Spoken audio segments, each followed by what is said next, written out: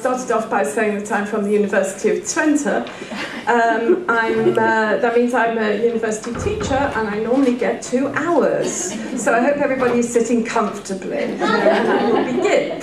Right, I was asked by Sheila in a foolish moment. She said, "Oh, I hope you come to the meeting." I said, "Oh yes, delighted. Do you want me to do something?" And she said, "Oh yes." And I thought that was a foolish question to ask, wasn't it? So she asked me to do a reflection and a synthesis of the meeting, and that's really a very tough task. What I thought about was to say something that since ENERGIA started in 1995, what's changed? And certainly the world has changed. Northern attitudes to development assistance, particularly in the Netherlands, has changed quite drastically. And that brings with it challenges for funding. But as one door closes, another door opens. And I think that ENERGIA has been doing some good work in trying to look for other ways of funding. Technology has changed quite dramatically, particularly in terms of telecommunications. And the world is much more interconnected than it was in the past. And people know a lot more. People in villages know a lot more. In fact, I saw Mohammed was telling me over lunch that he's involved in rural electrification in Mali, in off-grid electrification, and villagers are phoning him on their mobiles saying, "When are you bringing the electricity?" So I think that shows how things have changed in quite a significant way. The whole energy agenda, despite what you have the 2 presentations we've just had, is dominated by climate change. Climate change is where all the money is going. And that in itself causes problems for the way that you have to address things. The number of times I get students trying to write their thesis on women's stoves are causing climate change. Right? So trying to push yourself into an argument that doesn't really exist. Approaches have changed. We've had in the last 2 days quite a lot about involving the private sector, and I think that's going to increase. And also this whole issue about microfinance.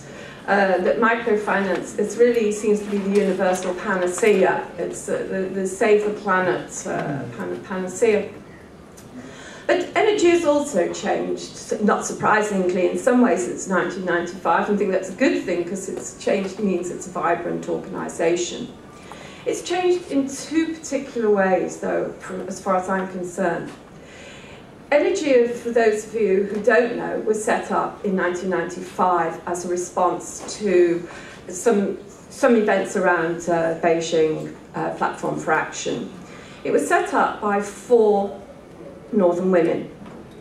And one of the objectives of those Northern women was to say that this is not to be like other NGOs that you can see that are totally dominated by Northern women, but it should be an NGO that is run by Southern women for Southern women. And when I look around the room today, then I can say that I feel really that we have achieved that objective. So it's Southern women who are predominantly present, but the other group who are also present, who, if I was trying to wrap my brains to think about the first ENERGIA meeting, and the other thing I suppose has changed is I've got 20 years older and my memory is not what it used to be, and I can't remember which was the first meeting we had. But my memory is that there were no men present. And as we can see today, that is also very much a change, that there are men who are also present. ENERGIA is really at a crossroads, I think, in part linked to the changes that I've said earlier about the way funding has changed, the attitudes in the north, or those who run, shall we say, governments in the north. It's moving much more, I think, towards consultancy. Now, I have so this is my personal reflections, and I have my reservations about this, but I understand why. And I think that one thing is that ENERGIA has always tried to be very representative, very democratic.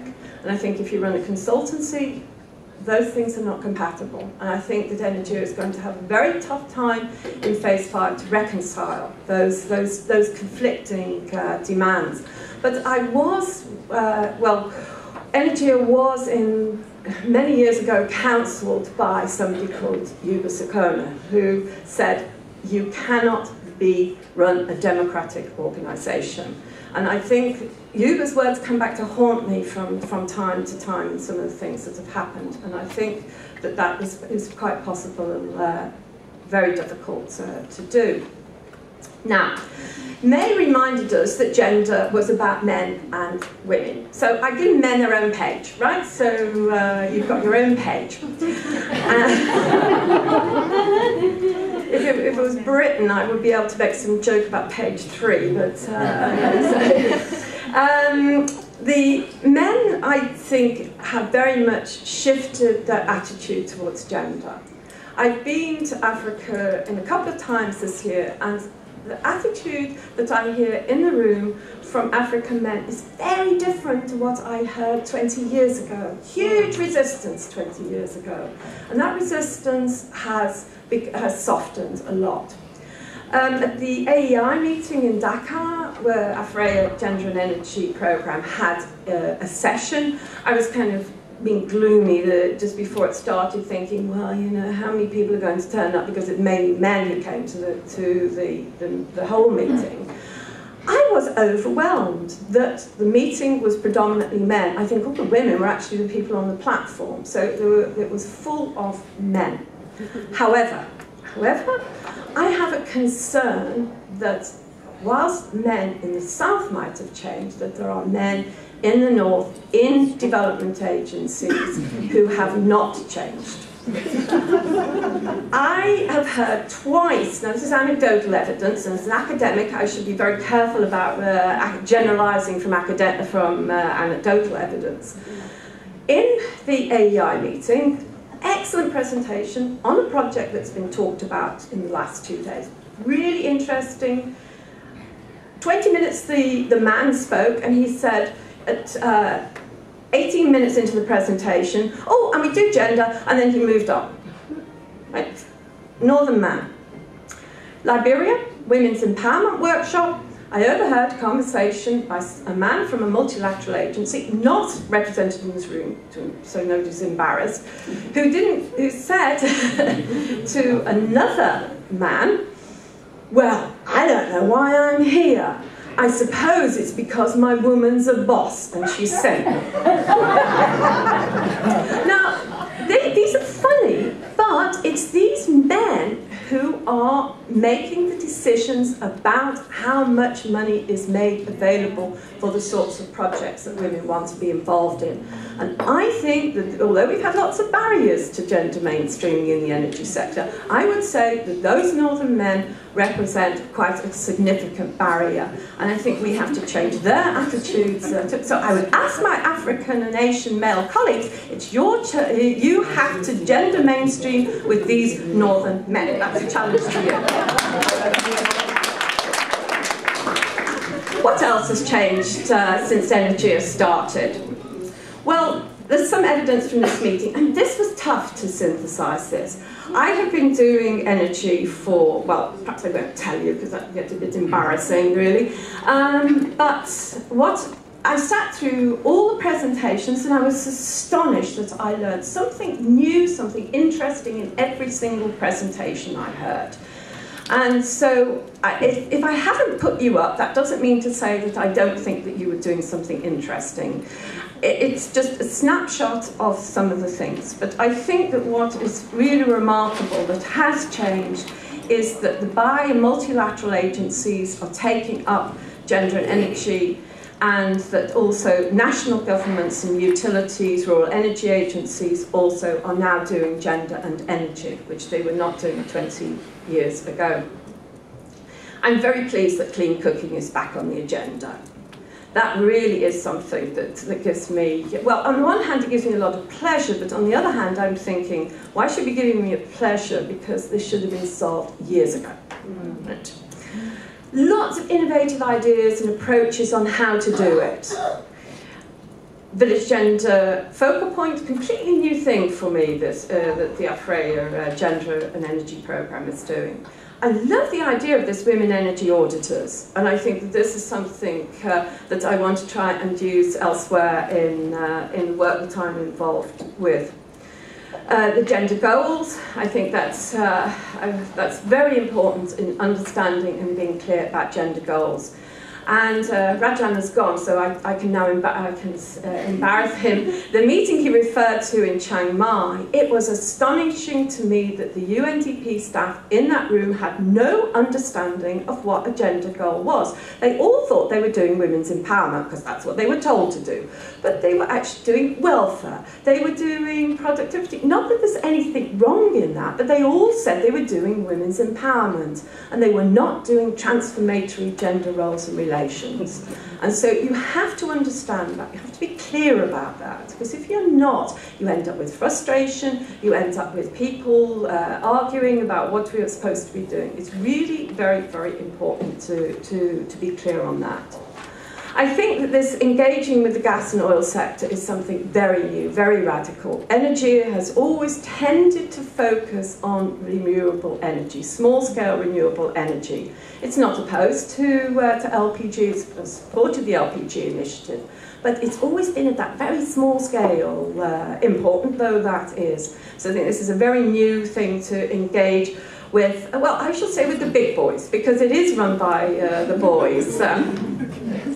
The utilities and government agencies are really, I think, some very innovative work going on there. I think that we had a particularly very good presentation from KPLC.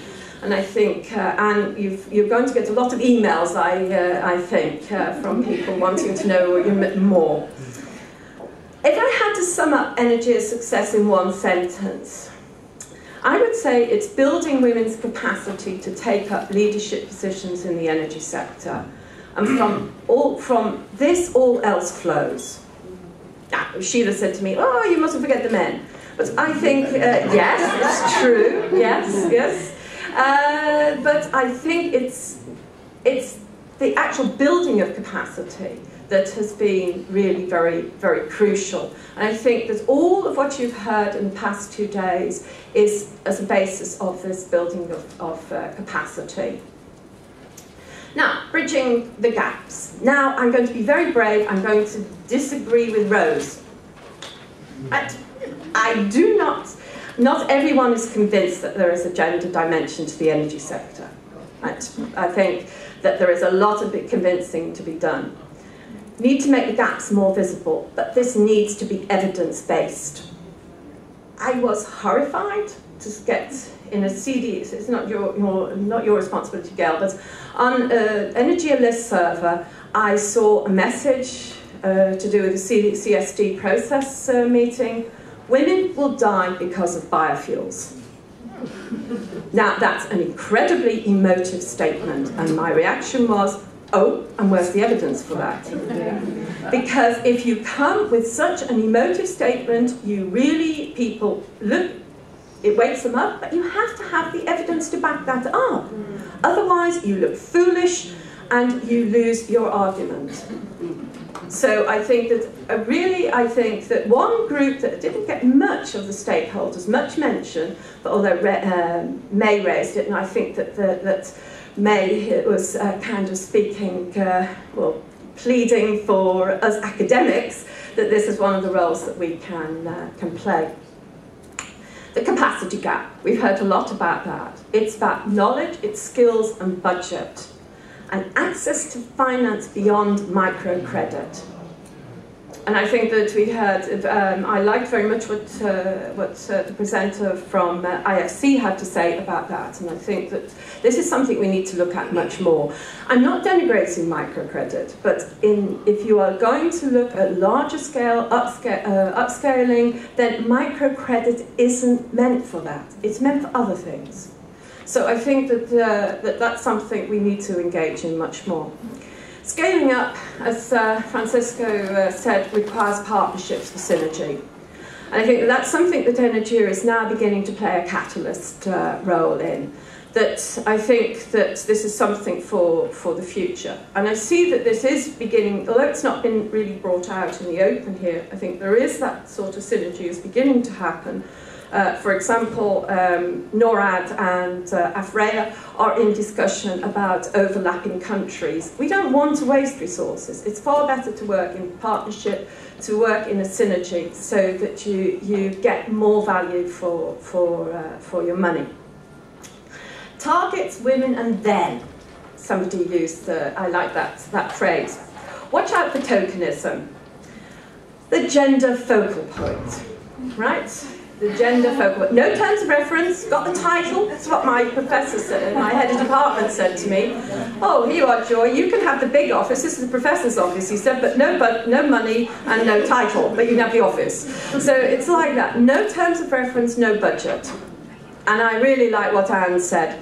Gender mainstreaming in organisations shouldn't be hidden under human resources. That's not gender mainstreaming at all. Watch out for the numbers game. I am not desperately keen on targets because I think that numbers can hide a lot.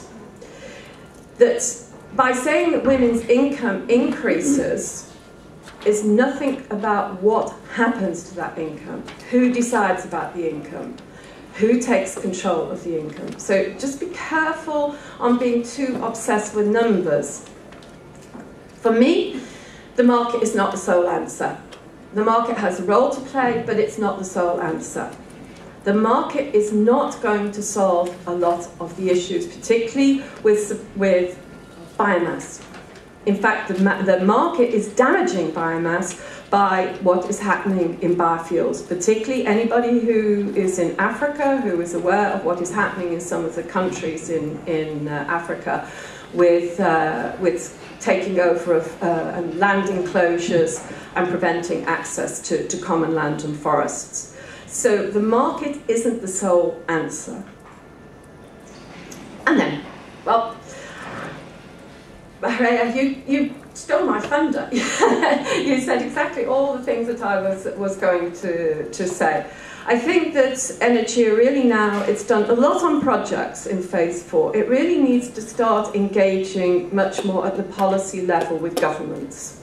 I think governments have to really much more engender their policies, and that requires some really good work. You mentioned the urban poor. Yes, the world is urbanising, and we mustn't lose sight of the fact that the urban poor are particularly at a disadvantage. I heard some really harrowing stories in Liberia of makeshift homes burning down because of candles getting knocked over, kerosene lamps getting knocked over. So the urban poor pay the price for coming to town. Productive uses of energy beyond electricity. Most of women's businesses, current businesses, are based on process heat, and electricity is not the best use of, you talked about effectiveness, Anoja. It's not effective to use electricity for that purpose. Next year of energy access, or increasing access, I think you should use something else. I think you should talk about household energy security. And this issue was brought to my attention by Mr. Ramani. He got Govind and I to look at this particular issue. We talk about energy security at the national level, but we talk about access. Well, you know, they've got the electricity hookup, they've got the LPG cylinder, that's it, job done. I'm afraid the job isn't done then. That particularly with privatisation of utilities, tariffs have gone up and households have been disconnected, poor households have been disconnected. So energy access becomes meaningless. I think somebody mentioned about LPG cylinders this morning, people selling LPG cylinders once they've got access. So this is an issue I think that needs to be looked at. I totally agreed with Tineke when she said about health. And a number of people have referred to this in the past 2 days. It needs to be looked at along the entire fuel chain. It's a disgrace to say that is about, well, you can count on one hand the number of studies that have looked at spinal and internal injuries due to carrying 20 kgs of fuel wood on your head for 40 years. But anyway, why should you have to do this? It's just common sense. It's not good for you. But still, the studies have to be done. But it's also, I think, that the reason why health ministries, or a reason why health ministries don't look at smoke or head loading, is because in most of your countries that the medical syllabus is dominated by Western medicine. And so these are not issues in Western medicine. So they do not come in. And it was interesting, Maggie Matinga, in her PhD thesis in South Africa, she talked to the nurses in rural clinics. And she said, well, what about the smoke? Well, she talked about HIV/AIDS, she talked about some other illnesses, all part of the Western medical tradition. The nurses gave very interesting medical trained answers. Came to smoke, they immediately switched back to their own culture and said, smoke, that's something we grew up with. They didn't see it as they saw it as an irritation, but they did not see it as a medical issue. And I think that is really a tragedy in itself. It's also about convincing gender and social development practitioners that energy is their subject.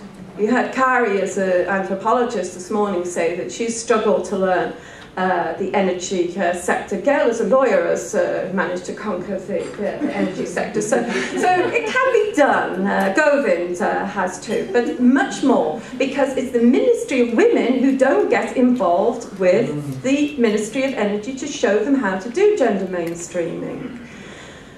I mentioned about getting involved with large-scale energy developments. That's what Carrie wanted also to stress. It's large-scale electricity, it's large-scale oil and gas development. And I think that's something that energy needs to look at. Now, Diego, you awake? I told you to stay awake. You said about the young men and women, and I think you are right. And I think you shouldn't take it for granted that they will automatically follow in our footsteps.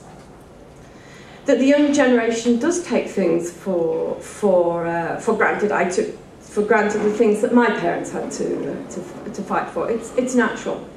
I gave a lecture on household energy to my students, and a woman from Africa said, "Why are you telling us this? This sounds more like women's empowerment. It's got nothing to do with energy." So there is still the young generation to educate about the issues related to gender and energy. And I would say, beware of gender myths and be prepared for surprises. So that's also an advert for something that as ENERGIA has worked on. I think, Sheila's, it's now available on the website. Yeah, okay, right. That concludes what I have to say, apart from one thing. I would like to say thank you to Vitsa and his team for the very sterling work they have done in managing the whole of the event. And I particularly appreciated the sound person. No feedback once. It was great for that. So should we say thank you?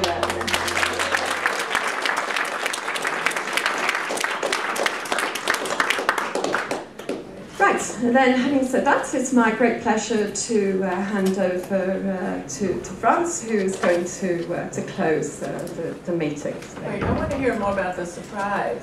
The surprises. You didn't say what they're doing. I said you were going to get a prize. I didn't say there was going to be a surprise. I could sing, but then the room would clear. That would be awful. I wouldn't do it.